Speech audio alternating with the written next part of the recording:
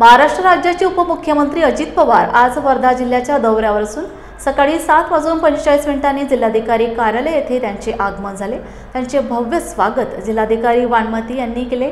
जिल्हाधिकारी कार्यालयात आयोजित जिल्ह्यातील विविध विकास कामे तथा योजनांची आढावा बैठक घेऊन जिल्ह्यातील समस्या जाणून घेतल्या। त्यानंतर पत्रकार परिषदेत वर्धा जिल्ह्यातील समस्या सोडवण्यासाठी प्रयत्न करणार असल्याची माहिती उपमुख्यमंत्री अजितदादा पवार यांनी दिली। तुम्हाला काय त्रास होतोय त्यांनी आढावा घेतला तर मला एक काही कळत नाही। आम्ही सरकारमध्ये आहोत ते त्या जिल्ह्याचे, तुम्ही उद्या म्हणाल अजित पवार हा उपमुख्यमंत्री आणि वर्ध्याला येऊन का आढावा घेतो? अरे आमची जबाबदारी, आमचं काम आहे। ज्यावेळेस बाबा राजेश बाकाने इथं काही अडचण आहे का, आमचे समीर पुनावारजी इथं काही अडचण आहे का विचारायला नको? आम्ही यांच्या सगळ्यांच्यामुळे सरकारमध्ये आहे ना।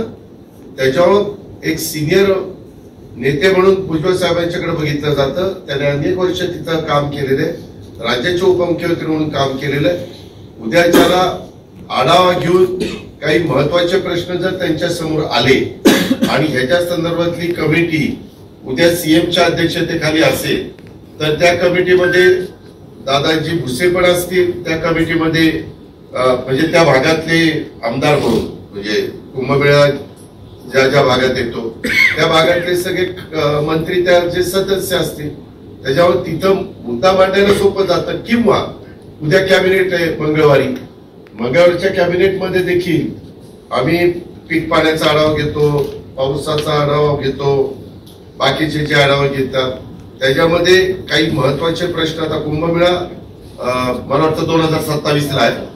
त्यामुळं तिथली कामं होण्याच्या दृष्टिकोनातलं बाबा कुठल्या कामाला प्राधान्य दिलं पाहिजे, कुठल्या कामाला नंतर जरी विचार केला तरी चालण्यासारखा आहे, या सगळ्या गोष्टी असतात।